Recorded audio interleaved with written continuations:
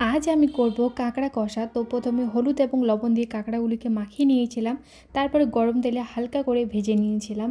এই যে দেখো ভাজা আমার কমপ্লিট। তো এখন আমি যাব সেই তেলেই রান্না করতে। এখানে আমি গোটা গরম মশলা দিয়েছিলাম, তারপরে দিয়েছিলাম পেঁয়াজ কুচি। তো এগুলো পেঁয়াজ কুচি একদম ভালোভাবে লাল লাল করে ভেজে নিতে হবে।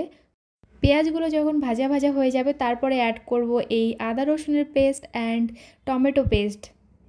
এগুলো দিয়ে 2-3 মিনিট কষিয়ে তারপরে অ্যাড করব গুঁড়ো মশলা। তো এখানে ছিল লবণ, হলুদ, ধনিয়ার গুঁড়ো, জিরের গুঁড়ো, শুকনো লঙ্কার গুঁড়ো, এগুলোই ছিল। তো এগুলো দিয়ে আমি অনেকক্ষণ থেকে ভালোভাবে কষিয়ে নিয়েছি মশলাটা।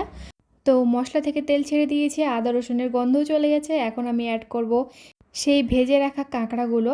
তো এই কাঁকড়াগুলো দিয়ে আমি মিনিমাম 20 মিনিটের মতো কষিয়েছিলাম। তো আমাকে একটু ভালো লাগে বেশিক্ষণ থেকে কষালে, অনেক টেস্টি এবং মজা করবে খেতে। তো তোমরা এভাবে কাঁকড়া রান্না করো, তোমাদের অবশ্যই ভালো লাগবে। এই যে কাঁকড়া কষানো কমপ্লিট আমার, তারপর আমি গ্যাসটা অফ করে দেবো। এটা হচ্ছে কাঁকড়া কষার ফাইনাল লুক। তো ভিডিওটা কেমন লাগলো অবশ্যই লাইক, কমেন্ট, শেয়ার করে দেবে।